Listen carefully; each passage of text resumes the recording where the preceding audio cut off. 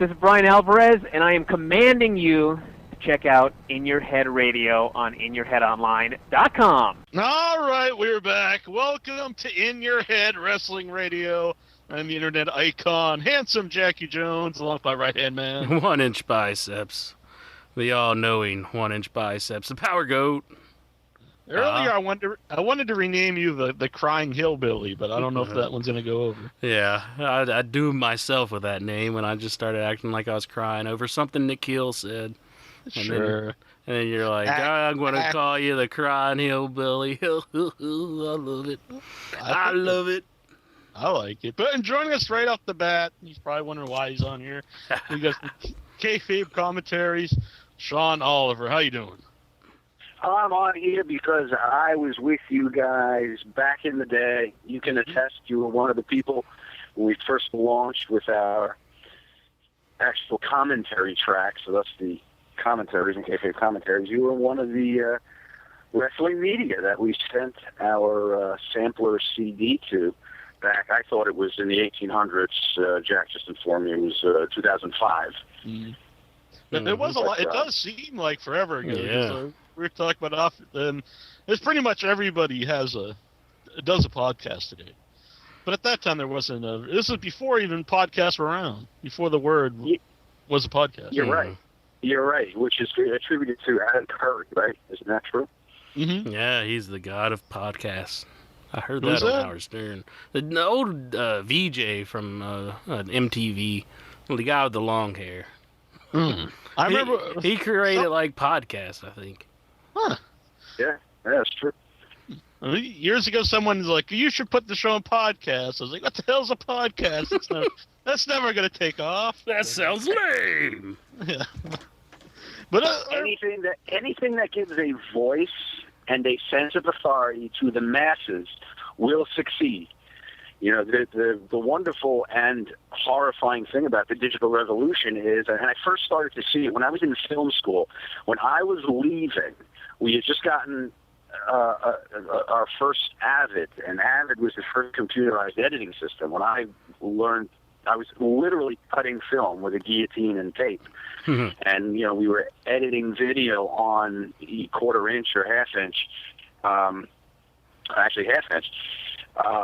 So, you know, when the digital medium of filmmaking, or, you know, even now we're using the example of podcasting, comes along, it kind of empowers the people who would have been precluded from participating in any kind of media that costs a lot of money and effort and know how to do, and kind of brings it to their level and empowers them. The bad part of that, and the unfortunate flip side, is we have to sit through so much crap. Yeah, I was going to say there probably are some people out there that would be better off if, you know, they were precluded. Absolutely. I mean, there should be an audition process. There should be a god of podcasting. Perhaps it's Adam Curry himself, who you have to go before him to audition before your podcast is granted access to iTunes.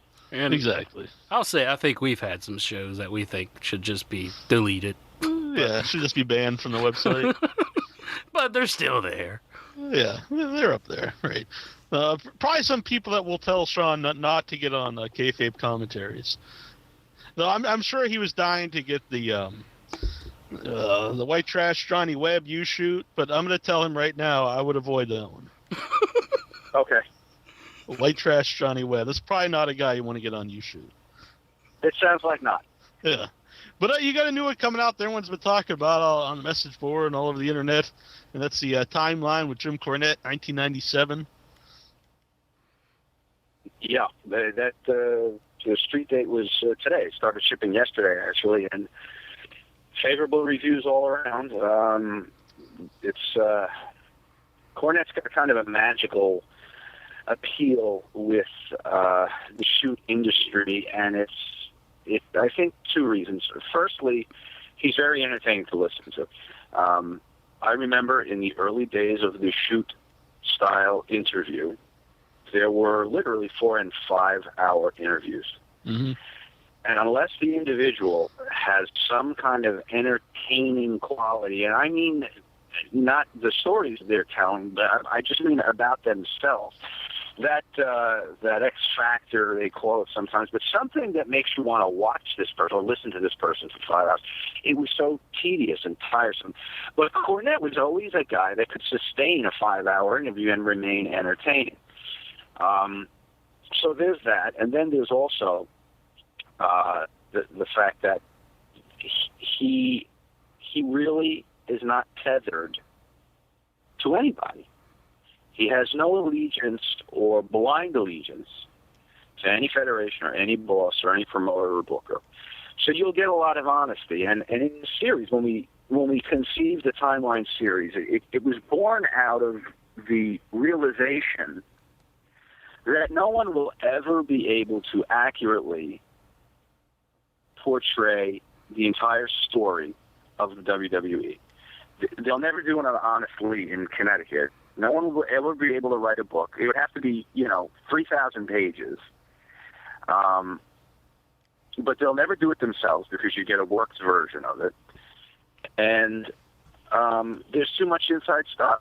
So we said, what if we did an ongoing series without end, and each year, each edition of the DVD we dedicated to 1 year and brought in a talent or somebody who was working in the Federation at the time that was either high enough on the card or in a position enough of power that they would have been privy to all the TV tapings, all the information, would be able to answer basically any of the questions and have first-hand accounts, very much not from a historian's point of view, but from a first-person point of view.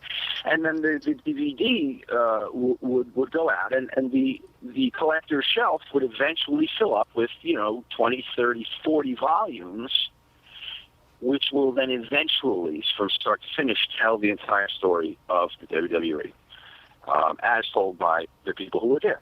Mm-hmm. That was our goal. Yeah. And part of the requirement for that is that you don't want somebody who's connected still. I mean, we want all the triumphant, wonderful moments, but, I want to hear about the damaging stuff, too, the stuff that went wrong. And anyone collecting a paycheck over there or with the hopes of one day going back to collect a paycheck would not be able to be honest. And Cornette has always been able to disassociate himself enough via his mouth from anybody expecting him to hold allegiance. So it's a dynamic edition of the show. It's over 3 hours, and it's the year 1997, which had its share of turbulent events, from Shawn and Brett's ridiculous behavior all year long leading up to November, and the stories about them sitting around creative trying to find an answer for what to do come Montreal. Cornette had the best solution. He turned to Vince during the meeting. He said, well, God damn it, just book him with Shamrock. You'll get the belt back. They decided not to do that. But anyway, so it's an outstanding insider's look from one of the most entertaining individuals ever to sit before a camera. Yeah. When you started doing these, is something you thought about? Because the shoot interviews have been out for a while, and they were really cool when they started. But after a while, when you've heard if one guy does one, you can't really go back and hear his whole story once again. So you had to think of some different unique ways to put out a different version of a shoot interview. Yeah, that's a good question. The stories have all been told. It's kind of like music and movies. We've heard every song already, and we've seen the theme of every film already. Okay, we need to package it a little differently. That's all. The same 500 ingredients make up every single dish that's ever been eaten. How can we put it together as one entire package to make it new and exciting again?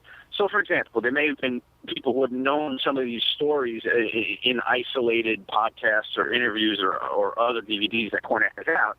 Mm-hmm. But in the context of 1997, as one story leads into another, it paints a full picture. So you can't get the whole effect of having heard an individual story 9 years ago without having it in the context of we want it to be like living that entire year in the Federation.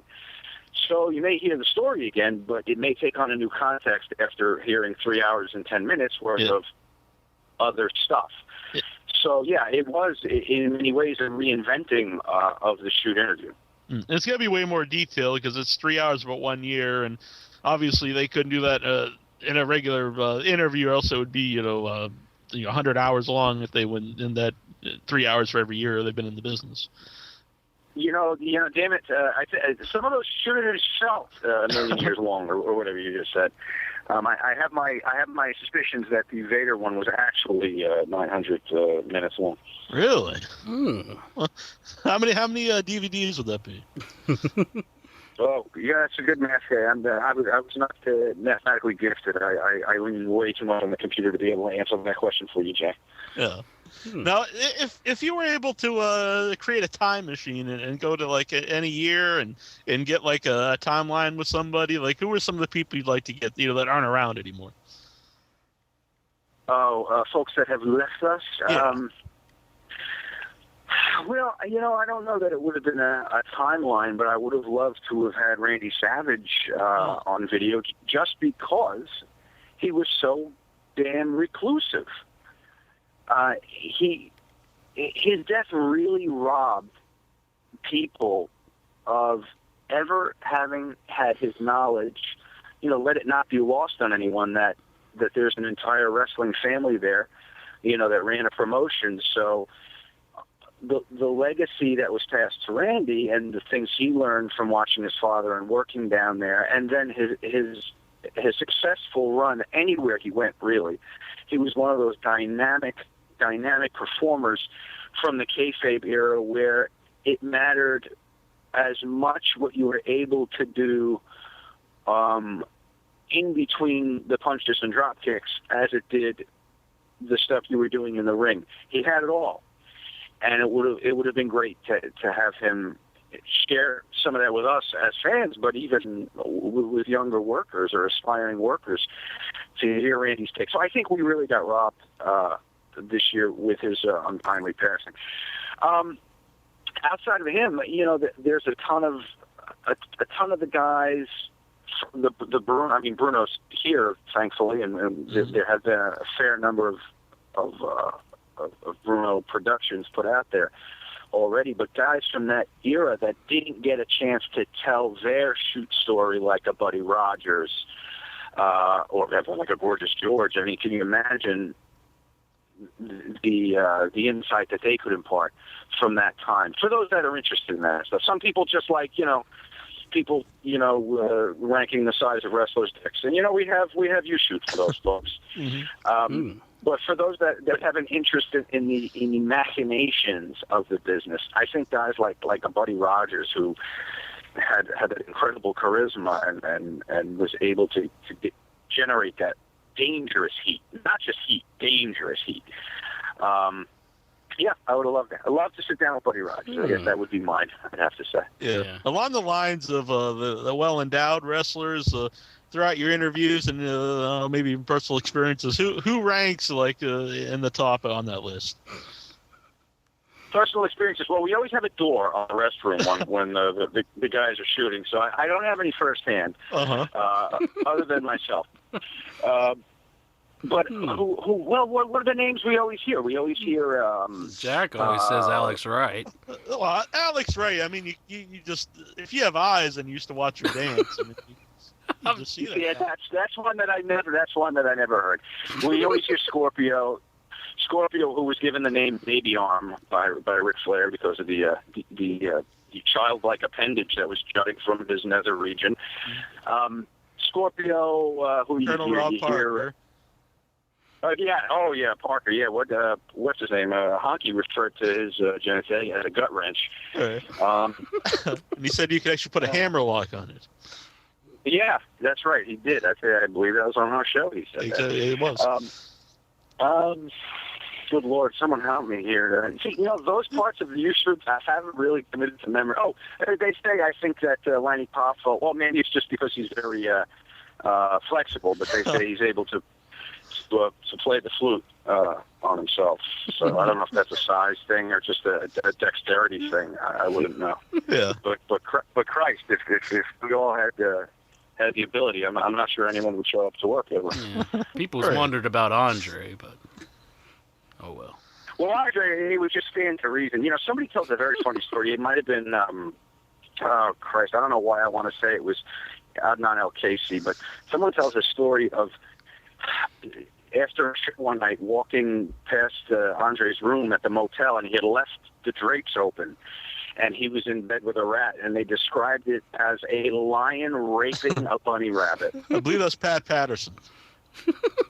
Patterson was the rabbit, or No. He was the one who told the story.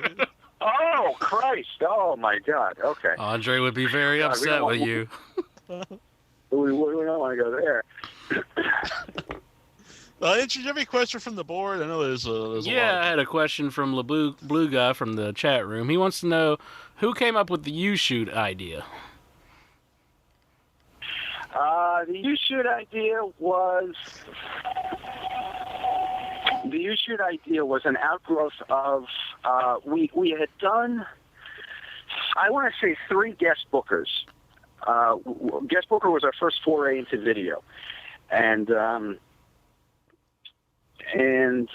we saw that we could have a series-based model, and we were beginning to kind of borrow from maybe a network's business model where you could have multiple series, and each one would be unique in its look, and its lighting, and its music, and we would create a unique identity for each one, and the subject matter would be kind of tailored. Each one would have a different feel. And it was during the 2007 debates, I think, which was leading into the 2008 election. And they did a segment. Oh, it wasn't debates. I'm sorry. It was the like the town hall forums where the candidates would field questions from people. And they did a segment where it was the people present in that community that would get up and ask the questions like they always did, but then they had you send yours in via YouTube. And I was on vacation in Nantucket, and I was watching this, and I went, Anthony, the other owner of Kayfabe Commentaries, was home here in New Jersey, and he had an aha moment, and we both sent each other emails that night. Mine was that I wanted to do an edition of Guest Booker, where we would sit the booker down, and they would take 4 or 5 video questions where people would ask them to rebook a scenario. So, we would sit Kevin Sullivan or whoever down, and someone would ask them to rebook the launch of TNA, and then he would take 20 to 30 minutes to do that. Somebody else would say, rebook the, the Bret Hart jumping to WCW deal, and he would do that. Anthony thought that was a strong enough concept to sustain its own series, and that we would get somebody who was, we then decided that to launch this, we would need to generate enough public interest to be able to get enough questions to sustain an entire show, and not have any repetitive questions. We would need to put on someone who was a real lightning rod for the business that would generate sufficient emails and videos. And so naturally we chose the Honky Tonk Man. And the rest, as they be saying, is history, because the concept was so over right away. I mean, people got a kick out of seeing the wrestlers answer their own questions. And it was also kind of like you're able to say whatever you want to somebody in the business from the safety of being behind the protective glass, right, of your television set. People at a Q&A would never have the balls to get up there and say half the things that they're asked in these shows. We got plenty of questions on email asking China how big her dick is for the upcoming China shoot, but I don't think anybody would ever say it in person. So it allowed that kind of car crash danger to the thing, and the deal was whoever comes on the show has to agree to answer it all. And so it was just a recipe that worked. Are there any questions people send in, videos that you just decided, I'm not going to put this on here? Or do you just put everything that people send in? It would sometimes seem that we put everything, doesn't it? That's why I asked. Yeah. Here's the truth on that. We get thousands of emails for these shows. And, some folks are sometimes disappointed that we will literally get emails that say, I sent you 30 questions. You used 2. My best question, about Mr. Wrestling 2 wasn't asked. How dare you? And I mean, we call them fans. They're beyond customers. The devotion and loyalty that the Kayfabe Commandos, as they've recently named themselves, show is great. But there's no way to put everything in that shows up. The Sean Waltman U-Shoot, I think, has the record for submissions. I don't know how many in number they were. I don't do that end of the business, but I can tell you that after tearing down and throwing out questions, and then my editing on the fly that I do as I sit at the computer with the talent, I'm also skipping ahead and editing. And if he's already or she's already addressed something that comes up in someone else's question, I'm obviously not going to ask it. We had gotten to seriously maybe a quarter of what was in the final document, which was expected to cover a 2 or 3 hour show. We had only gotten to about a quarter of it. So we probably had enough for an 8 or 10 hour show. And that was the scaled down submissions. So we get that many. Having said that, our deal is if you send a video, if you go through the time to get it in front of the webcam, mm-hmm. and let the world see you, warts and all, there's a good chance that one of your submissions will eventually get in, unless it breaks one of the rules. We have very few rules about what you can ask, but anything that would involve someone who's not in the business, like a family member of a wrestler that's not in the public eye, we can't put anything like that in there. Yeah. But I expect video submissions from you guys for the future. All right. We'll see. I think we'll definitely do that. What do you think, Insure? Yeah, we could put together something. Oh, yeah. No, I mean, it probably depends on the guys, because I'm sure some of the guys don't mind silly questions or silly videos. But have you ever had people that you could tell were just annoyed or mad about some of the videos that they're watching? No, confused at times. Confused. Right. I remember I watched the Saturn one, and I could tell he was just looking at some of it what the hell is this? Yeah, but you got to remember also that's very entertaining. Yeah. Where these guys are coming from. They're coming from the wild and woolly world of wrestling. Could I ever show them a wrestling fan in any state of being that would really surprise them that they have not seen some night in Tulsa, Oklahoma after a show? Right. But plus, I mean, I don't want to spoil it for anybody, but he's talking about the Rhino and slip and slide. So I guess some guy dresses in Vince McMahon's. Yeah. One of my favorite. I will say, since you brought that up, I don't know that I've heard a more bizarre and depraved treatment of a ring rat than the slip and slide story. Mm-hmm. That might be an interesting one if you could find some famous ring rats to put together some type of video. Jack, you want to throw your name in that? Yeah, we need to have plenty of delouser for the room, and maybe have a physician on hand for anything that might be airborne. But yeah, that wouldn't be bad. That'd be an interesting angle. Let's see. We got some people online. If you guys want to call in, it's 508-644-8503. And if you called in earlier, and just call back. But let's see. We got a Gene on the line. Hey, Sean, how you doing? It's a pleasure to be on the phone with you tonight. Hey, Gene. I loved you in Kiss. You were great. Hey, man. Hey, what's that song I made again? Rock All Night? Don't Party of rock and roll. Rock and roll. But anyway, I forget sometimes. But like I said, some of my favorite U-shoots were the ones that you had with Missy Hyatt, New Jack. Of course, the Perry Saturn one was great. I recently saw the one with Danny Doring.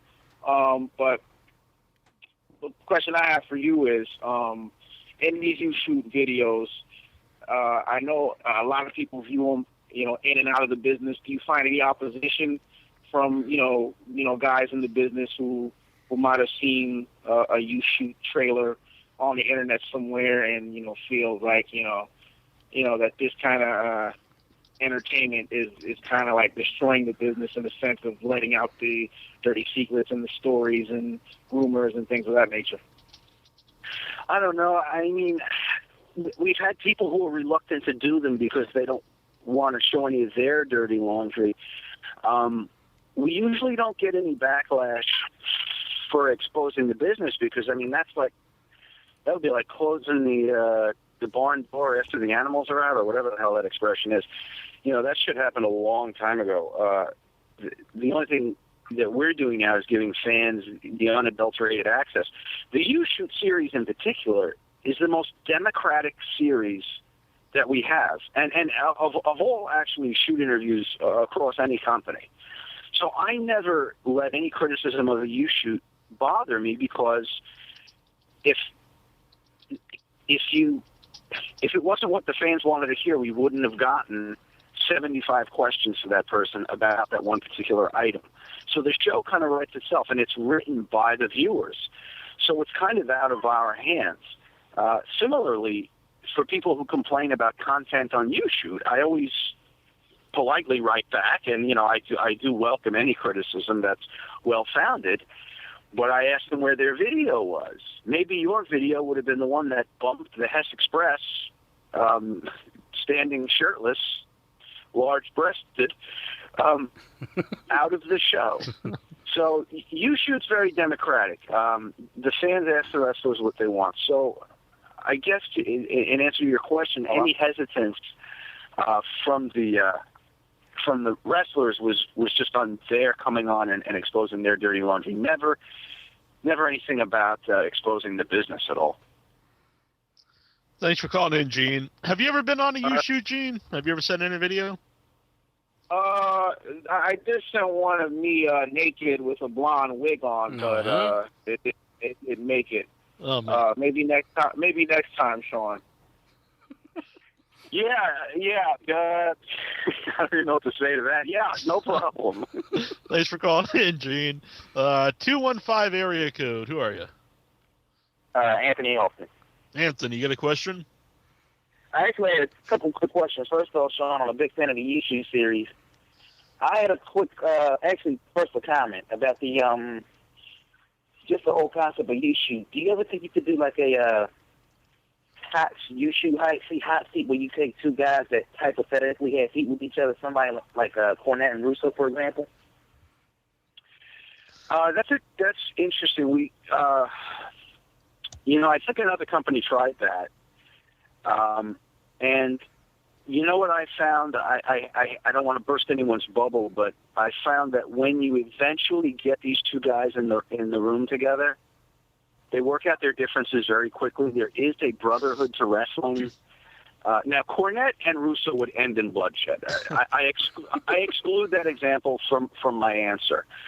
But usually the guys in the business are able to work out their shit real quick. We came close when we were shooting Cornette's guest booker.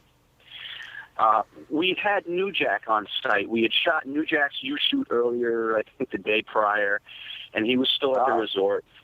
And he did a run-in on the Missy Hyatt pajama party when they're doing F, Marry, Kill, and we had New Jack. Oh, that's hilarious.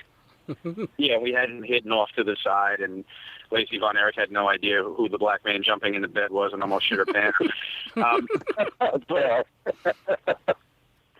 But he also, him and Mustafa came in the room when we were shooting Corny's show. And I thought things might get weird there. But we put that on as like a little bonus feature at the end of New Jack's You Shoot. So if you've seen that, you know that they talked about it for maybe 15 or 20 minutes and were able to squash the heat. And it was a funny little moment. And those are the interactions that I've mostly seen. Guys will very rarely raise their hands to each other. They realize they are kind of all brothers. I mean, it's such a stupid cliche in the business now, but there is a bit of a brotherhood to it that does usually outlast any heat. But that's a good question. Maybe, hold on 1 second, Anthony. I was just saying maybe, just kind of like we were saying, some fans, send in a video, but they might not have the balls to, ask someone that in person. Now, if you have two people in the room, maybe not, maybe they don't have the balls to, but they just have like a decency that is, to be badmouth somebody when they're right there. Maybe if you could do it on separate videos where they would interact, they'd be more likely to be trashing each other. Yeah, but then what kind of fun is that, really? Yeah, it would be. There's no element of danger. It's kind of like kissing your sister. Oh, Nature's all excited about that one.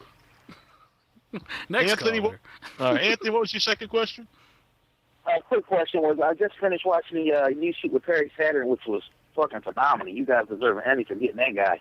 But you took a pretty stiff shot at Conan. What was that all about? Yeah, I did. Conan, boy, He's Conan. so likable. Conan was booked for a guest booker. He's the only, I want to say the only wrestler outside of Dixie Carter that asked for money in advance, and I was foolish enough to do it. And he canceled, but then rescheduled for 6 months from then. We rescheduled him, as did the convention he was booked at, as did anybody else that would have had an obligation. The plane tickets were bought. The reservations were made. The person that was to pick him up off the airplane showed up, and he never got off the airplane. So he fucked us out of that money, the promoter out of the flight, the hotel room, anybody that paid to see him at that convention, never with an explanation, never with an email, never with a phone call. That's called robbery. That's called robbery. It's not even called a no-show. It's called robbery. Mm-hmm. And you know what? We talked to an attorney out in San Diego where he is. It's really not worth it. I mean, it's at the point where, you know, he's asking for donations for kidney stuff. I mean, it's just, he's living, this is how he's chosen to live his life at this point. This is how he's going to make his living, you know, off of the fans and the people that, you know, put money in his pocket over the years. Then that's on him. But yes, that's where the stiff shot at Conan came from. The only wrestler, we're a very professional outfit. You can talk to any of the guys in the business that have worked with us and the gals in the business. And they'll tell you, our business model is borrowed much more closely from the traditional entertainment business, maybe as opposed to the wrestling business. Maybe that's the reason for it. But we're a very professional outfit. We treat everybody very well, and everybody else has a very good experience with us. And he's the only person that's done that to us. So, yeah, that's where that shot came from. So he's pretty much persona non grata. Well, yeah, I mean, God, I wouldn't. If he wants to come and make good on that deposit, I'd certainly do the. I'd certainly still do the show. I think it would be a great show. It's my goal with that show to chronicle the mind of every living booker. And some people like certain guest bookers and don't like others because they don't like the booking decisions or the booking philosophies of that person. But I think it's important to chronicle every booker. Not every booker is going to, you know, resonate with one's own personal philosophies of the wrestling business as a fan. But I think it's important to get every booker's philosophy and some real-world example of their booking, thus the booking exercise in those guest bookers. So I would put them on. I would still do it for history's sake. Out of curiosity, who was he going to be guest booking? I mean, what was going to be guest booking? It was a lucha. It was going to be a lucha-based exercise and topic, since we've never ever covered that on any of the previous guest bookers. Yeah, that sounds like it would have been nice. We missed out on that one. Yeah, it would have been good. I mean, I say he robbed us, but he robbed you guys. Thanks for calling in, Anthony. Thanks. Let's see here. Brains is calling in from Scotland. Hello, I was just wanting to ask 2 quick questions. The first one, have you ever had any trouble with airport security when you're bringing in the gimmick bag? Airport security when we're bringing in who? The gimmick bag. That's great. Yeah, I always say if I ever get pulled over on the Jersey Turnpike on the way back from a shoot, I'm gonna have to do some real fast dancing, you know. Hey, listen, I own a wrestling company. We make DVDs and we pull out, you know, gimmick weed, and we ask people who it reminds them of. Speaking of that, Brains, I'm glad you brought that up, because I wrote up a quick little gimmick bag of my own, and I was gonna ask Sean here. Maybe he doesn't want to name names, but we'll see if he'll name some names. Of course, we got roids in the gimmick bag. What's you're pulling out a syringe? Right. Let me see. It's not me. It's not you, Jack, from the photos I've seen. I've been shooting up. I just decided to sit on the couch. Oh, Doesn't really right. work So that way. you're getting a lot of mass, but not definition. Exactly. Superstar Graham. I'll call my examples from what people have shared on Kayfabe Commentaries Productions. Right. Superstar Graham, whose body has been decimated by the very, very aggressive use of steroids. Mm-hmm. The rest of these, I don't believe you've ever had in your own gimmick bag. I got Viagra. Honky Tonk Man. Okay. Human feces. You need to bag that up. We've heard a lot of stories on the show when people putting human feces in food or bags or something. Craig from the Kayfabe Commentary staff, before we passed the edict that nobody was allowed to use the in-suite restroom, anyone would have to go down to the lobby and, to quote Honky Tonk Man, shit with the marks. I really thought you were going to say X-Pac on that one. Well, he said it himself on our show. I didn't want to steal his heat. Mm-hmm. Rogaine. Myself, with my goddamn insurance plan stopped covering Propecia. I'm thinning in the back, and it's very disappointing. I was a film and television actor for 20 years or so, and so it was important to kind of keep up appearances. But at this point, I don't do a lot of on-camera except for Kayfabe Commentary, so I've swallowed my pride, and I can no longer get the Propecia, so I think we're just going to let it all go. Intro was using the Rogaine for a while. Yeah, I was using the Rogaine, and I started noticing, like, the separation between the front and the back, and I was like, oh, forget it. Getting like an island up front. Just forget it. It's Try Propecia. I found Propecia worked very well. It may lower your sperm count. Yeah, that's what I hear. And I'm like an animal. I can't do that. I know. If you can, if you can put aside your manhood for a little bit and maybe don't mind taking a hit in that department, Propecia's the way to go. All right. Let's get a couple more here. Botox. Oh, shit. I don't know if she's had it, but Missy Hyatt's had everything else, so why not her? I guess this one could go pretty much any of not all of them, but a lot of them. Silicone. The aforementioned. Okay. And my last one here is Playgirl magazine.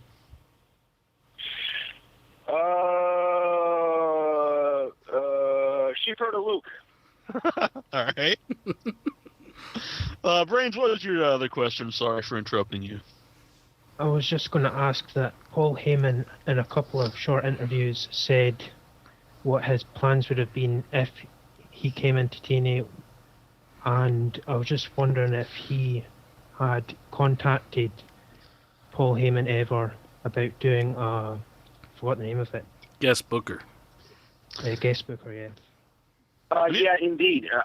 He is not doing anything wrestling related right now. I first reached out to Paul to do a run-in at Ring Rose 3 to kind of stop the show, run out and stand on the camera platform and cut a promo on Cornette, drop the mic, and run out of the building. But that didn't work out, and he's not doing anything wrestling related now. I think he's working on some scripts or something of that nature. You need like a camera on Paul while he's running out of the building, and then afterwards. That would be amusing too. Right? Yeah, we'll fall right out of the building, right into the car, and right to the nearest Denny's. Yeah. I wonder if he's a Denny's person. What's that? I wonder if Paul's a Denny's person. Yeah, he likes his food. Okay. Thanks for calling in, Brains. You're a good man. Thanks. Yeah. I just want to get your opinion on other shoot interviews. What do you think of the other ones that are around? The ones that you don't produce. Are there other ones? Yeah. Are there other ones? There are? Oh, great. Well, I don't know. I have a specific question. Is actually, what do you think of, like, if you're watching a shoot interview and someone's like, they get a pizza or something, and the host will be like, "Oh, don't worry, we'll edit that out," and you see that right on the video. Listen, the shoot interview came along 20 years ago, and it was a captivating and interesting concept, and no one did anything with it. In its infancy, the fact that it was raw and kind of, very wild in its format and format-less. But when it became popular and became a viable product, no one ever said, our fans deserve the respect enough to spend some money on the production value and the editing. And make no mistake, we were absolutely the first ones to do that. Mm-hmm. I think some others have tried to follow suit. There occasionally a new company pops up and is around for 6 months and then is gone. Do you chuckle when that happens? Listen, you can buy the guitar, but you're not going to sound like Eddie Van Halen. So what we do, we're very unique in what we do, not just from our emphasis on production value, but our shows are written. Some of the shows, and I shit you not, the scripts for some of the timelines are 70 or 80 pages and full of detail should I need it, in working with the talent. I mean, we work that hard on the product. Spending $20 for a timeline DVD from us does encompass hours and hours and hours and hours of pre-production, post-production editing, and money spent on production. I'm not sure that a fan's $20 necessarily rewards some other companies for a similar price tag that doesn't exist on some of the product they put out. But listen, in a free money society like this, the ultimate vote lies with the fans, and it lies with their PayPal account. So if you don't want to pay $20 to have somebody eating pizza, spitting fucking skull chew throughout an interview, farting and burping on camera and being told that, although Danny Doring burped and I thought it was amusing, or in any way behaving or presenting a product that is insulting to a viewer, then you vote by not buying that. So, we'll let it play out. We've been here 5 years and we've done very, very well. And I think that's due to the votes that we get on a daily basis. Mm-hmm. You said this on the show before. You think you would take pride in what you do, and if it's your livelihood, you'd want to put out something that you're proud of. I think you guys really changed the whole shoot interviews and how they're presented, and it's totally different from what else is out there. Good production. I appreciate that. Thank you. This isn't a question, but this is a story I've told on the show before. It was years ago when, and this was way before it was the first time I ever heard Abdullah talk. So I was like, man, I gotta get this Abdullah the Butcher shoot interview. And I ordered it out of it was PW Insider magazine, and I get the VHS tape, and I put it in the VCR, and honest to God, it's a true story. This is not made up at all. And I put it in there, and there's a video of a man. I don't know how old they were, but they were taking taking shit on a lawn, and I was like, what in the world is this? And so I called that company up, and they didn't seem shocked or anything. They just said, send it back, and we'll send you another one. That was going to be their follow-up shoot interview. The quality was greatly varied back then. I know the Abbey shoot you're talking about. That's like the 40-minute one where the dude went to the House of Ribs and begged him to do an interview, and Abbey's fucking answer for every question was, he's a very powerful man. Yeah, I remember that one. That was classic. That was, listen, and again, to charge somebody $20 and send them that shit stain on video, with no pun intended, that shit stain product, that pride doesn't exist everywhere that you mentioned a moment ago, a pride in your product. I think for some it's just they look at it as a vehicle for money. But listen, if you fool a fan like that, they're not gonna patronize you again. Or if they do, it's their own fault for what they get in the mail. Intro, was any other questions from the board? I know we had quite a few of them. Yeah, we had a question from Playboy Don Douglas. He just wants to know, how do you feel about working with Gary Hart on one of his last projects? Oh God, it's one of the moments that I'm most proud of, and he died the day after we shot his guest booker, and we were so impressed by Gary after having worked with him and spent time with him that night, and to hear that the next day was absolutely heartbreaking. He was a brilliant mind in the business, as is evidenced by our guest booker with him. He was, believe it or not, such a gentle and sweet man, and very different from, of course, the evil heel character he portrayed. And he was a Chicago guy. I mean, he was tough. He carried a straight razor in his breast pocket his entire career, and slashed up what's his name's face with it. Was it Link? Missing Link on our DVD. But our comedy, he was such a gentle soul and so smart and just so cooperative and wonderful. And it was horrible the next day. And his son, Jason, called me that Monday in tears and asked me, he had probably the hardest conversation he's ever had to have on the phone. He said, "You were one of the last people to see my father alive. Was something wrong with him?"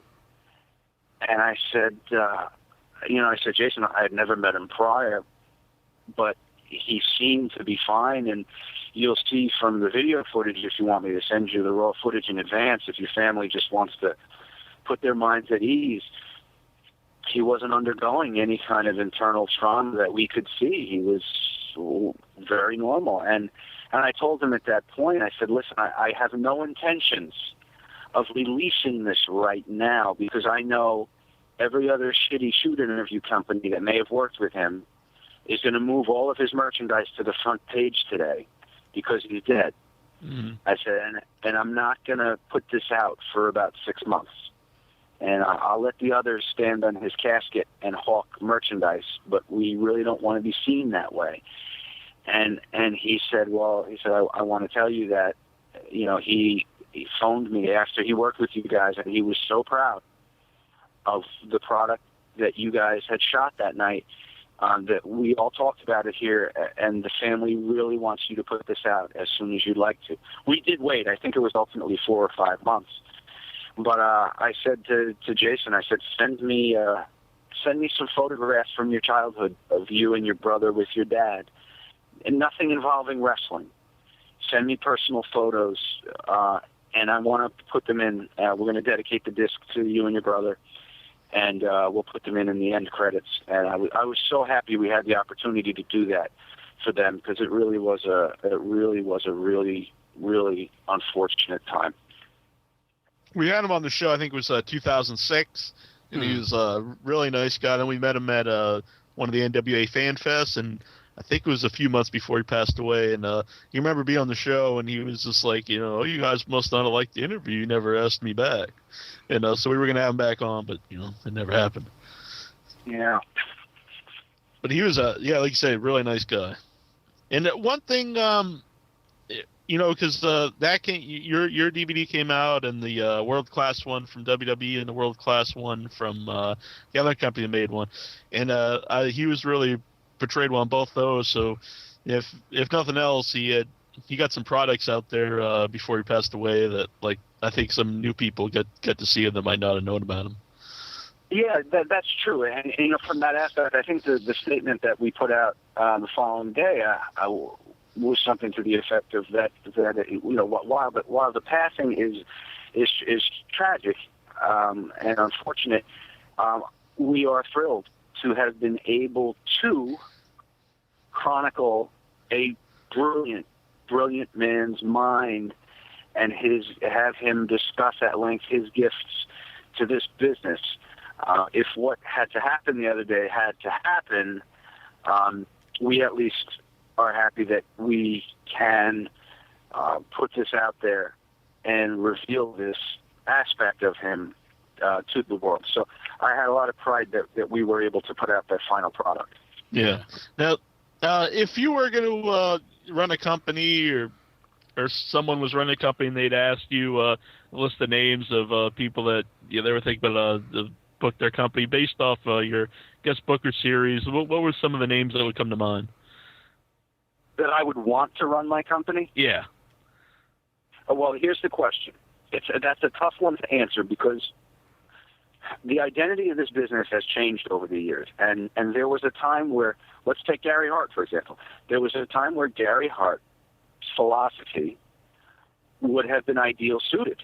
And I think, if I was starting something up in 1986, I would have no problem hiring Gary Hart. I'm not sure that I would hire Gary Hart for my product today. Mm-hmm. Not because I don't want my product to resemble 1986, but if it resembles a 1986 in any way, I won't be in business very long because I'm competing with a product that has reared its next generation of fans already. It's locked in stone. We sit, we piss, we bitch, we moan about 3-week title reigns all over the place, and brand splits that don't mean anything because everyone's on each other's TV shows anyway, and ridiculous vignettes and skits that suck. But you know what?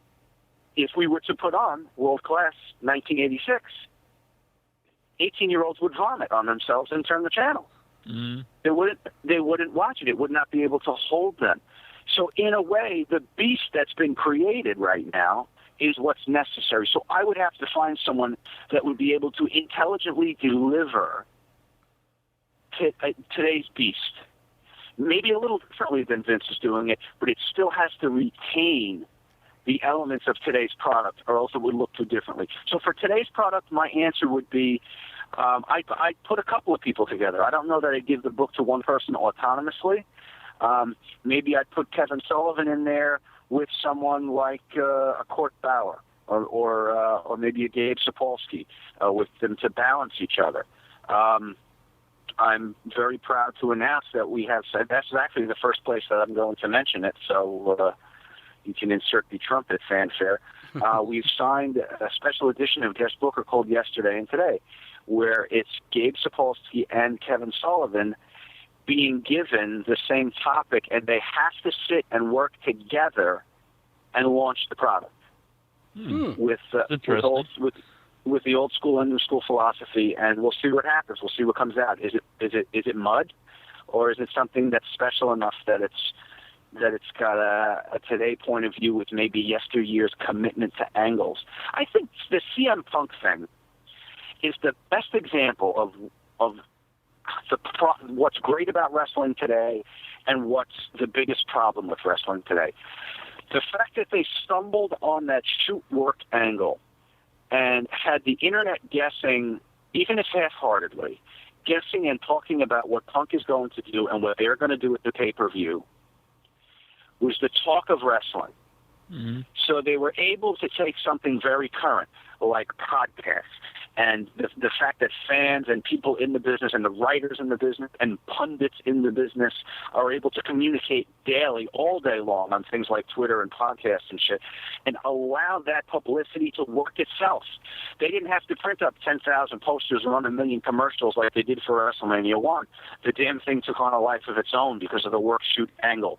So they took a wonderful thing, a wonderful opportunity about today's business, and then they did the typical Today thing and rushed everything. They couldn't keep him off TV for a few weeks, could they? No. They just couldn't keep him away from public appearances, away from TV, away from everywhere, in his fucking house. They couldn't do that. But imagine if they did it for 3 months, what that pop in pay-per-view buys would have been. Mm-hmm. They just couldn't do it. And here we are with him all over the fucking place, ready to wrestle fucking Laurinaitis. What the hell's wrong with this business? So there's a perfect example of everything that's wrong and everything that's right today. Yeah, really, when that started, like that whole month that we were talking about on the show, and everyone was so excited, is almost like we're seeing like a whole new era of WWE, a whole new direction. And now a month after that, it's pretty much back to what it was before that. It's kind of mind blowing. Ride that wave. That was the biggest wave that they could have caught. in the last, I don't know, however many years. And they couldn't ride that wave for a few months, could they? They just couldn't realize that. And again, I mentioned before, today's bookers wouldn't work with, yesterday's bookers wouldn't work necessarily with today's product because they're a public company. They're answerable for weekly ratings. If ratings dipped over the course of 3 or 4 weeks because Punk was off of TV, they're answerable to shareholders. So it almost doesn't matter that the payoff at SummerSlam or Survivor Series or whenever they would have pushed it to would have, would have been a massive, massive buy rate. It doesn't matter because of the hell that Wall Street would have put them through for those months leading up. Of course, the great irony is the ratings did dip by putting Punk back on TV after having caught that wave. They were down under a 3 last week, weren't they? Mm-hmm. Yeah. And I saw some people online were saying, oh, that proves that, it didn't work. But, I mean, it was only like about a month long. Is that really enough time to tell if something is going to be a big success or failure? I don't know. In this age of immediacy and immediate feedback and immediate ratings and, I don't want to wait for it. I want to download it. Yeah, I guess it is asking too much. Sadly, it is. But what are you going to do? You're going to fight the world we live in, and you're going to break your knuckles trying to reshape the brick wall. You got to kind of go with it. I just wish they could have done something a little more creatively to string that along, and I had a lot of hope that this might have been an interesting new little era in wrestling for us, where we combine today's technology and the things that fans today are intrigued by, and maybe apply a little old school philosophy to it, and make it interesting again, and make me guess. Damn it, make me guess every once in a while. Right, because you can't go back. I know everyone wants back when everyone believed everything, and I think it's impossible to do that. But you can definitely, have elements of it that makes you guess, and it keeps you into the product, and it's not just they're just putting up stuff that it's unbelievable. And this is something people are into, even other wrestlers are into. Yeah, reality TV did a disservice to not only the regular entertainment business, although I am intrigued by the car crashes that we call reality television every once in a while. I love a little fist pumping myself now and again, but,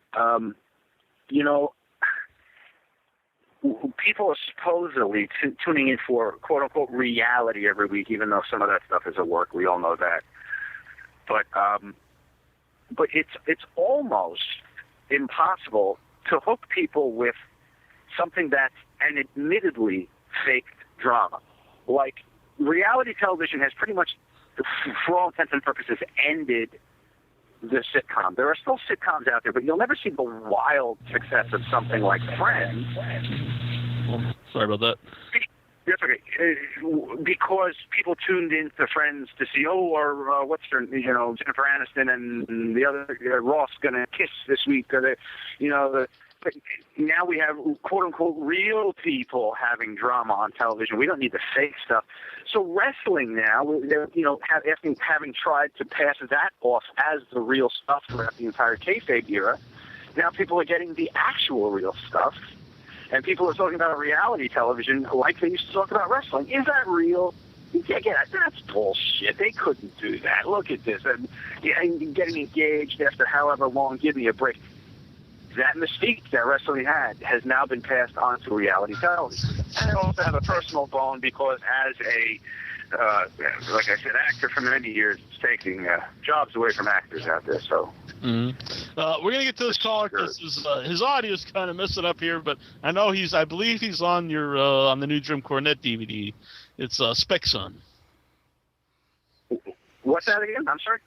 Spec Son, do you have a question? Yeah, guys, I do have a question for John. Been a big fan for a long time. I just wanted to know, what were your thoughts about the U-shoot that you had with Dixie Carter? Okay, excellent question. This could take an hour. We booked what we thought was going to be a great opportunity for everyone who would talk ad nauseum on the internet, on message boards, this TNA, that TNA, insults, questions. Well, here's the boss. Talk to her. And we got her to agree to come on and answer everything. So it was a wonderful opportunity. Conceptually, it was a stroke of genius. And it was to be a real landmark event. To my mind, and I asked for confirmation from any writer or participant in the business that I talked to at the time, has a legit booker, owner of a federation, ever come on and answered fan questions. And nobody could think of anyone. So that was a good start. The problems began with that program when TNA, and to Dixie's credit, I will say, this was not Dixie's fault. She was a very good sport, and she always said, ask anything, ask anything. They began to want to approve the list of questions. Folks at TNA began to ask for this. It was right up until the morning of the shoot where I had my final conference call with the individuals in talent relations at TNA, where we had a very heated conference call where I point blank had to remind them that they had a contract. And that contract said we had control of the content, we as the producer. And I said, I don't tell you what to do on Thursday night. Don't tell us what to do on this DVD. What was beginning to happen was the individuals we were talking to were beginning to not protect Dixie, so they said, from questions. They were trying to make it more entertaining. They were doing, quote-unquote, us a favor by telling us what they thought would have been the best questions for our YouTube. The ratings at the time weren't dictating that they should be telling anybody what the best decisions for programming were at all. Mm-hmm. But I told them that we did pretty well in our little corner of the world, and they're doing just fine in their corner of the world. They need not worry about our content. And I reminded them that they had a binding contract and they should be on a plane in the next couple of hours. I mean, that was the only time it got very contentious, but I did feel I had to stand up to them pretty point blank because I was getting pretty pissed off. Having said that, I think that everybody expected one thing to happen. The questions to be censored, us to either pussy out on what we would put on that disc or put in front of her that night, or for them to in some way squash what we wanted to ask. And I knew, and we fought like hell, because the credibility of that show hinged on the fact that everything had to be asked. Mm-hmm. There was one question that I agreed to edit out, and it didn't even come from them. It was an internal decision by one of the promoters of the event. They wanted to know about her shaving and grooming habits. I felt that was okay to edit out. Yeah. But quite honestly, we knew that the success of that show hinged on that unadulterated, uncensored nature of that show. And so then people when the trailer came out, began to see that, oh shit, they put my question on there. You don't know the number of questions that were submitted that had the preamble, you probably won't ask this, but, why do you keep Russo employed or whatever? We put that shit on. So when people saw that, they were like, oh, fuck. And then when it was asked, and when she answered as the chief executive of a multi-million-dollar company would be expected to, which is with not being frazzled, by being very level-headed, maybe working the answers a little bit. I don't have her financials, so how could you call her on what she says? They're a private company. You don't have access to their figures. Mm-hmm. But she defended her company. She gave answers that had a positive spin. She spun everything that any fan threw at her into something positive, entertaining, and empowering. She did what a fucking CEO is supposed to do. People expected her to stand up, cry, and run out of the room screaming, "The internet is right! The internet is right!" I mean, I guess that's what people expected. When they got a powerful, very well-educated executive officer, they were disappointed.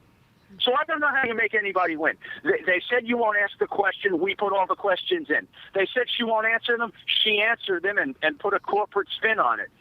And they still weren't happy because she didn't cry, I guess. I don't know. She didn't piss her pants next to me, so everyone was upset. That's another video. So what's my answer? Maybe the next U-shoot, maybe she can submit a question for the Tony Atlas U-shoot where she pisses her pants. I don't know. But what's my answer? I didn't feel it was very entertaining from an information standpoint because I don't think we got the straight dish. I don't think that we got the answers about their bottom line at TNA Entertainment. I don't think that their overseas product was doing as well as was posited to me. But I can't say for sure because we'll never have access to those numbers. So from an information standpoint, I don't think I was very satiated by what was shared. But I thought it was entertaining from the standpoint that we said you stand there and make a video, put yourself sleeping on the video and wake up and go, "Oh boy, I must have fell asleep. The TNA pay-per-view was on," and send it to the fucking president of the company, and I'll make her sit there and watch it.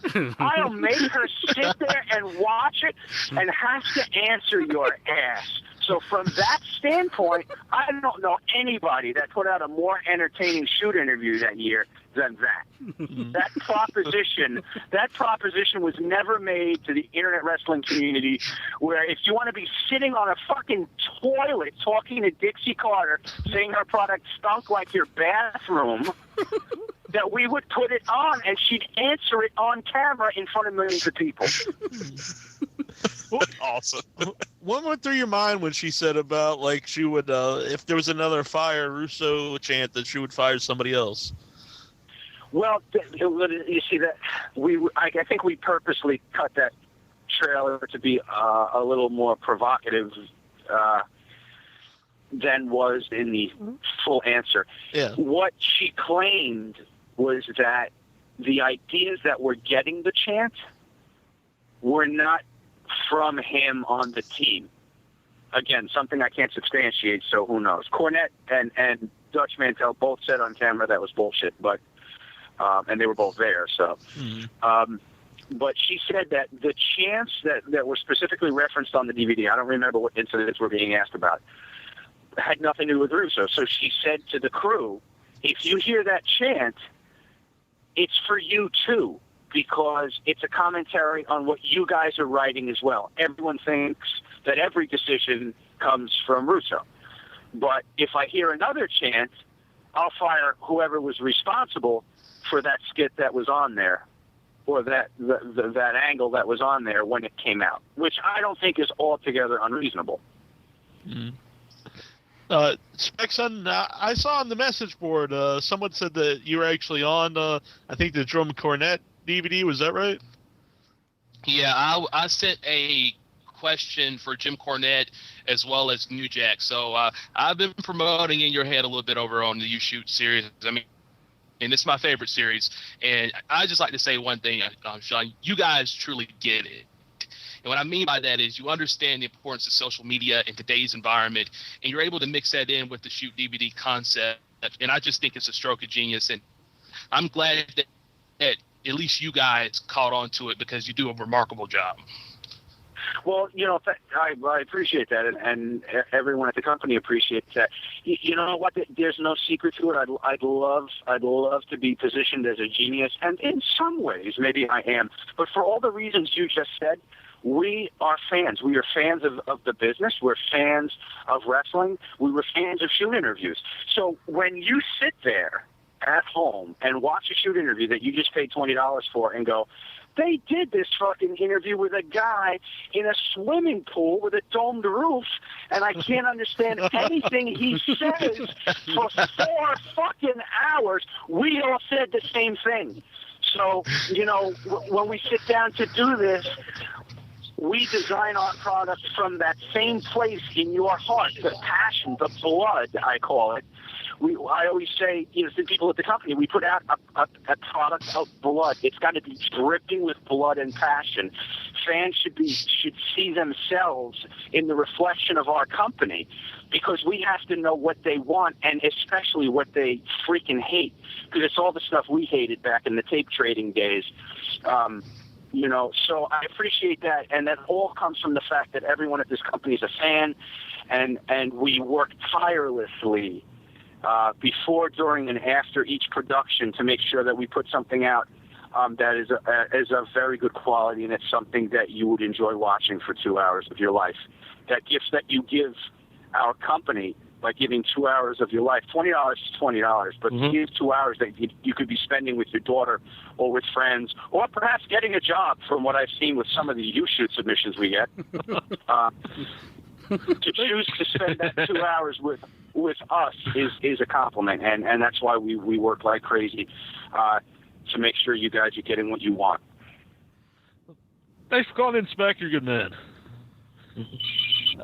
I think he's... All right, no problem. Thanks, guys. Check you later. Yep, see you, man. Yes, I am. All right. Answer, do you have another question? Yeah, I had a question from the message board. Tazo the Greek, he wants to know the toughest person to interview and the easiest person to interview. Oh, the easiest person to interview is Jim Cornette, because you don't have to do an interview. You ask him a question, and then you can go take a shit. You can go down and get lunch.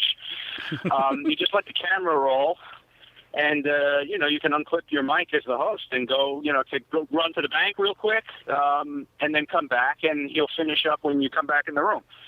And he knows pretty much exactly what you're looking for. So he was a really easy interview. Toughest person to interview.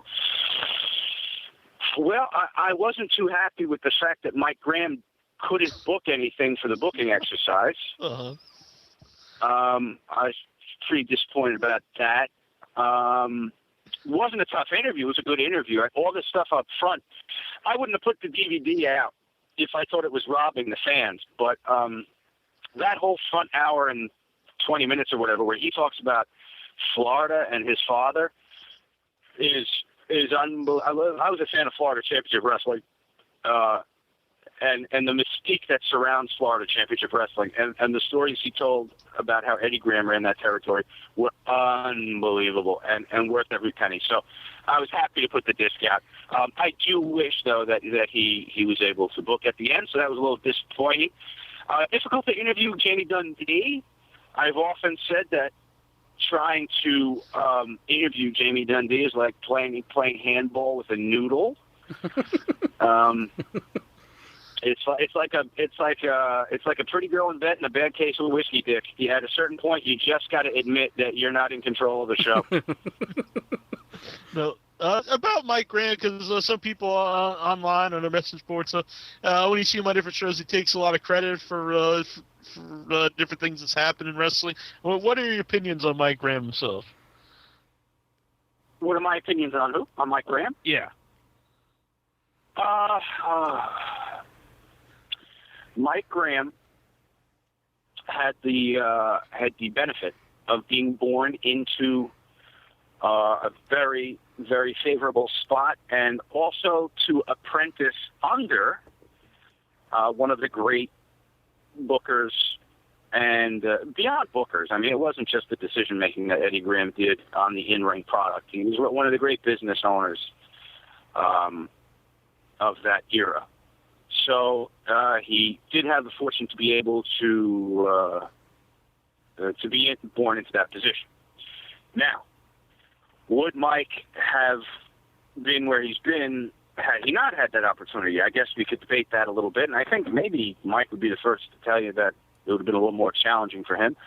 I wasn't there in WCW, so I don't know what went on, but I've had enough workers tell me that the evidence doesn't quite add up to what's being positioned as fact by Mike. But I wasn't there, so I couldn't tell you. I did enjoy working with him. I thought he was fine outside of the little booking faux pas at the end of the show, and I thought he was a good sport at the roast also. So I don't have anything bad to say about him. As far as his legacy in the business, it's pretty closely tied to his family. Let's just say that. Mm-hmm. Now, some early said you're a fan of wrestling and the wrestling business, and I know Saturn kind of brought this up about the Gimmick Bag. I think it's a funny segment.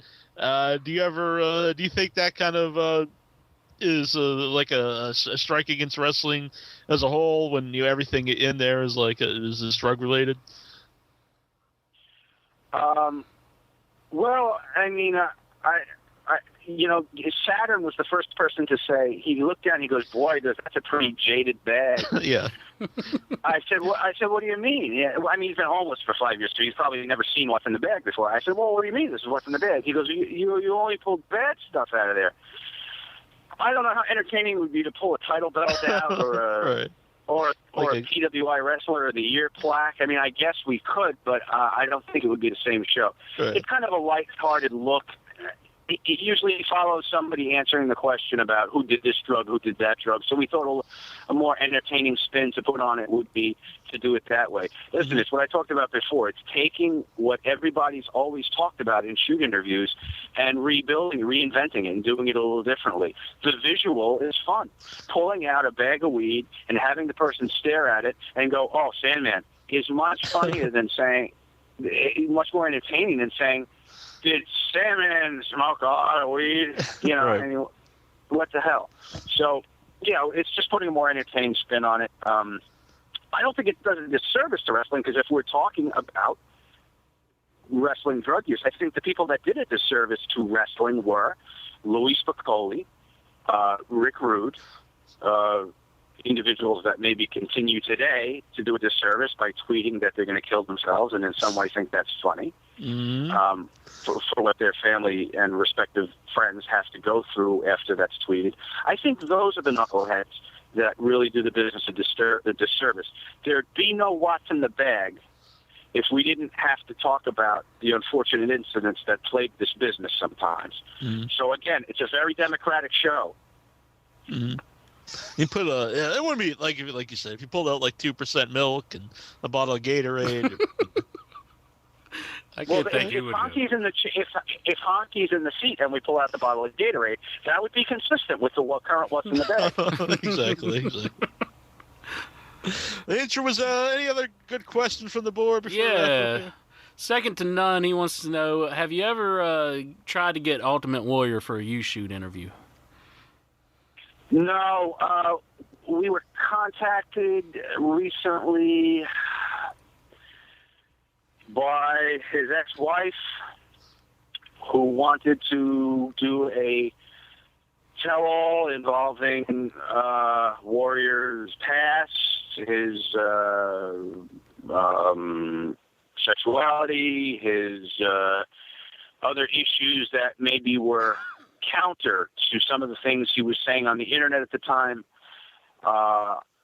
It to me looked like just a deliberate slam and a really mean-spirited thing to do, so we passed. But no, I haven't reached out to him. He'd be interesting. I think that Warrior falls into a class of wrestler nowadays that does exist that is a little out of touch with what their dollar value associated with lending themselves to a project truly is. I will not overpay for somebody. There's an unfortunate reality to today's digital market, and that is that there's a ceiling on how much any digital product can make because of piracy and sharing and whatnot. No matter what you put out, there's a very definite ceiling on how much you could ever make with that product. Now, it's a sliding scale. The Hulk Hogan shoot DVD would certainly make more than guest booker Sheepherder Luke. But there's a ceiling on the Hulk Hogan DVD too, and it's probably disproportionate with what Hulk would feel he's entitled to make. I don't know if that makes sense to you, but the most popular CD. Listen to me. The most popular. What the hell do you call it now? That you download off of like album, CD.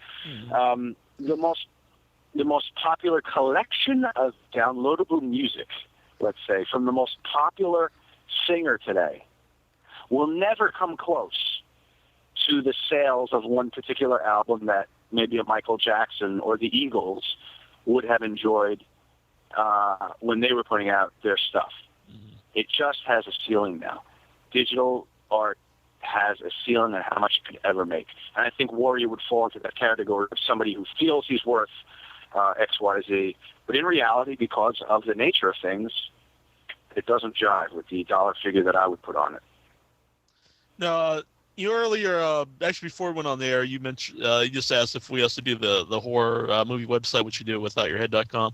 And we've talked with some directors about this, and I know Adam Green has actually said that fans have actually sent him like emails saying that they watched his movie, and he's like, "Oh, really? You know, where'd you get to see it? Because it might not have a big release." And like they would just openly tell him that they downloaded it, and they just openly, I don't think a lot of people realize that it's like a bad thing to do it. They kind of think it's just another way of getting it, only you're getting it free instead of paying for it.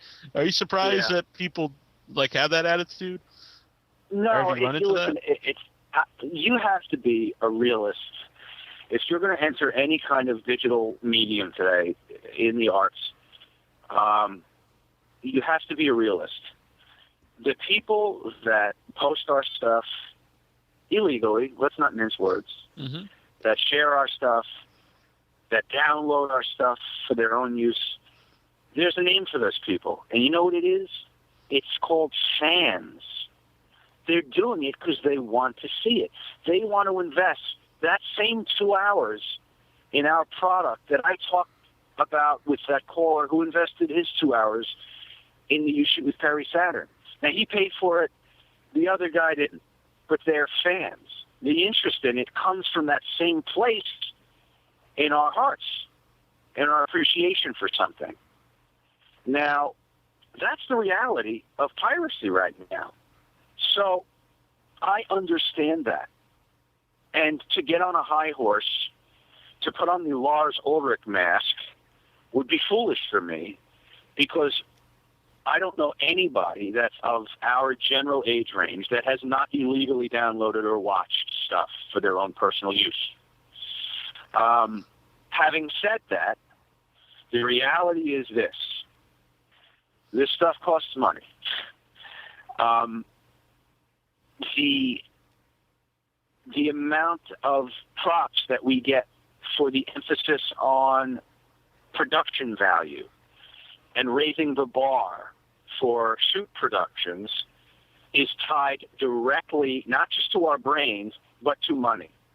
And the money that it takes to do that is directly dependent on the money that the previous shoot interviews make. So there's a very logical continuum there. So it's the flip side of that coin. The people that download are fans. But if the product isn't paid for, it will not foster any future product. I don't want to put commercials all over our DVDs. That sucks. I personally, and maybe it's just because of the era I was born in, would rather pay the money and own the product in its newly manufactured form, in its intended form, and in its intended quality, without commercials to be watched at uninterrupted at my leisure. That's just me. I would support products that advertised in programs that I enjoyed, because I knew that they would continue to advertise, and therefore those programs that I enjoyed on television would still be there. Mm-hmm. I liked that flavor of gum, so I bought it. I didn't steal it. I bought it so that they could take my 50 cents or $1 and make more.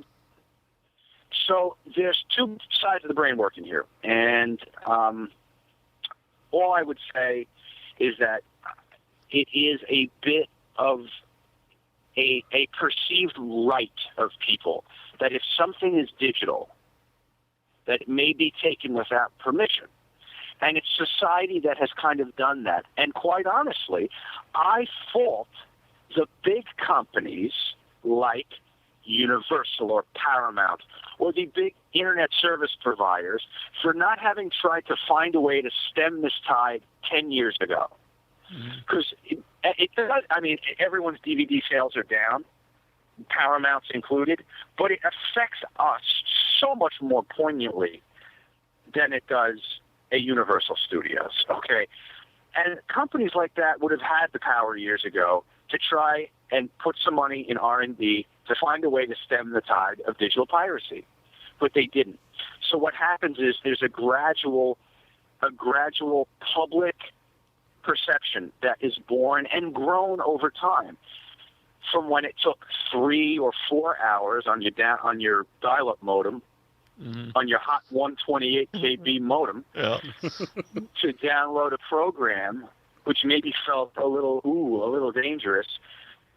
As easy as it is today, and through the years, the process has been largely unimpeded.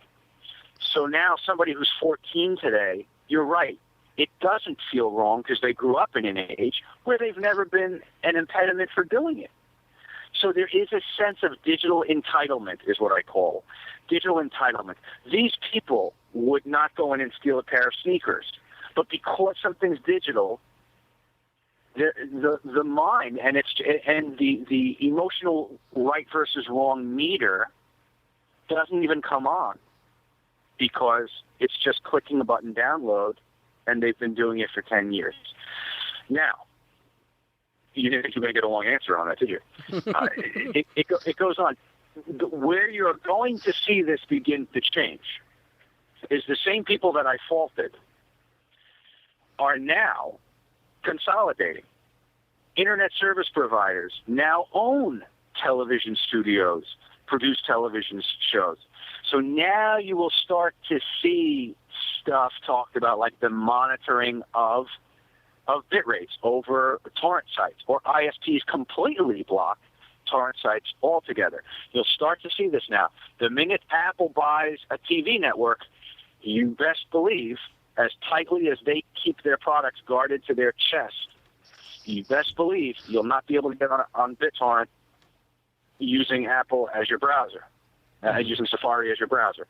So that now everybody's in a tizzy. Now my union, the Screen Actors Guild, now there's gigantic symposiums on piracy. Well, of course, now everybody's consolidated. So the internet people now have a vested interest in, oh Christ, we've been allowing people to download and send and torrent this stuff all the time. Well, shit, now it affects us because we bought Time Warner. So now AOL might take a more vested interest in it. So you'll probably see things start to change in the next 3 to 5 years, probably, with monitoring downloads. Mm-hmm. So since you brought him up, I do want to get your opinion on this because this was big news last night when I was online. Was the video came out and it pretty much seemed like Matt Hardy was, which he said he was going to kill him. He didn't say he was going to kill him. So that's the vibe he gave off. And immediately I thought it was probably just something he was doing to get attention, but at the same time, you don't want to see anybody off themselves. Just what do you think? What do you think of all the stuff Matt Hardy's been doing over the last year or so? Well, again, both of those guys, and I don't know what Jeff's up to these days, but I saw a pay-per-view a few months ago that I think everybody else saw. The good old shoot in. Yeah. These guys are really talented guys. They're entertaining. They're one of those exceptions to the you don't have to be big and jacked to be charismatic and believable in the ring. And it's all I can say is it's a shame the choices that are made. It's a shame that the choices that are made by the big companies are made. Now, of course, they fired Matt.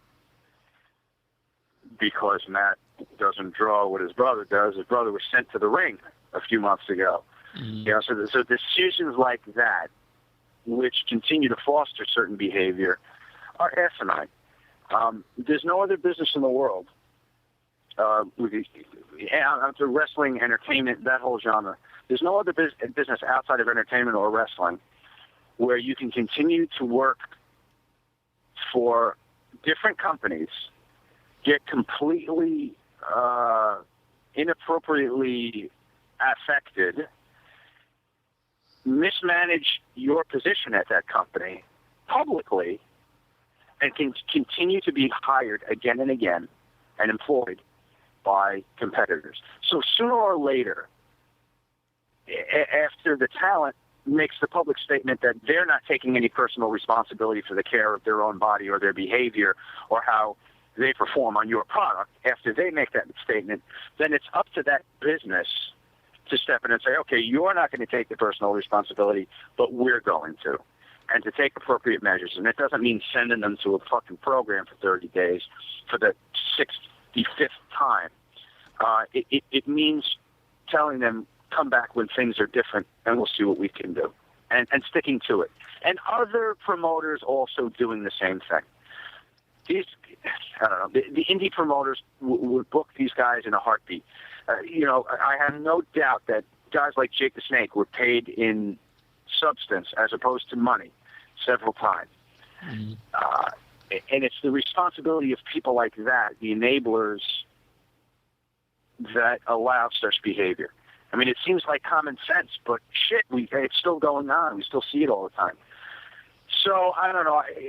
It would have been, it was stupid for him to tweet that. It would have been great if everyone could have ignored it. But he's getting exactly what he so desperately craves, and that's the attention. Trying to ride that CM Punk shoot work wave. And unfortunately, it probably won't end well because it's more of a shoot than it is a work, from what I understand. Mm-hmm. I want to ask you something too. It was back to when you were talking about Dixie and TNA was contacting you. Did you have any involvement with Ross Foreman? With who? Ross Foreman. Was he no. one of the? Oh, okay, all right. No, we have. He's not fun to deal with. We're not friends with that guy. Yeah. Is he one of the people that was just fired? Yeah. I think he was fired last year. I think. Oh, okay. Yeah. Because it was something to do with the trading cards. I think he pressed the trading cards to make sure they put Monday Night Impact and Monday Night TNA or whatever on the trading cards, and then by the time they came out, they were no longer on Monday nights. But he was the guy we actually had Matt Morgan on, and right before the interview, he told me I couldn't ask about wrestling. We can only ask about trading cards, which really makes for an interesting interview on a wrestling show that everyone wants to listen to. Boy, there's a guy that knows how to stay compelling in the media. Huh? Yeah, that's everyone wants to tune in to hear that. Holy shit! It was not a good interview, but this has been 5 years in the making. Getting you on the show. I believe it was 5 years ago that we were going to get you on. Yeah, it was, and I appreciate it. You guys are great. Cool. Appreciate you coming on. It's been fun. Maybe we'll have you on sometime before 5 years roll around. Anytime. Give me a ring. This stuff we do. Let me just say in closing, the stuff we do here, the stuff you guys do over there, even some of the podcasts that I was taking jabs at prior. The thing we all have in common, and the reason that I literally try and do every podcast, every internet radio show, any writer. I talked about wrestling for an hour and 10 minutes with someone who was writing a paper at Columbia University. It's because it comes from the same place that made us start this company. It's that love of the business, for whether it's the kid that's doing a little podcast in his basement that nobody's listening to, but he gives it 2 hours of his life every week. It's that love and that reason to continue to do it, whether it makes money or not. And we're all competing for the attentions of the same wrestling fan, and to give people options and different things to listen to. And like I said before, hopefully a fan sees a reflection of themselves in our product. Clearly, the people that listen to your show do so because they see a reflection of themselves in you guys. In Jack's case, that's a little scary, perhaps, for the general public. But we all kind of do the same thing. So I see myself and our company in you guys, and that's why I don't mind giving you an hour and 49 minutes of my night. Right. I usually ask the guests beforehand how long they want to be on, but tonight we just take. Well, I'll stay on as long as it's interesting. Hopefully it was interesting and you guys enjoyed it. Oh yeah, everyone really enjoyed it. Yeah, and everyone in the chat room is having a good time. All right. Well, it's KayfabeCommentaries.com. I didn't say in an hour and 50 minutes now, and I'd be remiss if I didn't. I guess that's what separates me from Dixie Carter. I'm a bad president. KayfabeCommentaries.com, or if that's too tough to remember, boy, if I could go back and change one fucking thing about this company, it would be that. You can also get us at shootinterviews.com. So, and we'll have the link right on the website. So, like, if you can't spell, you can just click it and you go there. It's like magic. All righty. Thank you, guys. Yeah. Thanks, man. Can we just keep you here for a second? This is Dave Meltzer of the Wrestling Observer Newsletter, and you're listening to InYourHeadOnline.com.